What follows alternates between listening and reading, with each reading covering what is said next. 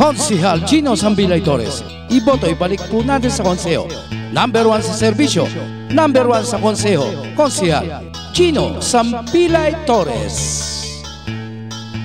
Gino Torres, ibalik natin sa konseho.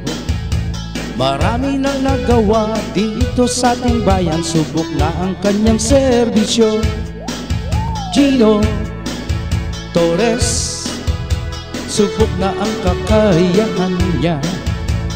Di mo na mabilang ang kanyang natulungan, natutulong pa sa mahihirap. Nakapaglingkod na sa ating bayan, nakatulong na sa mahihirap. Nasumpukan nyo na siya ang number 1. Gino, nakakabilib ka, nakakahanga, napapaindak kabataan matanda.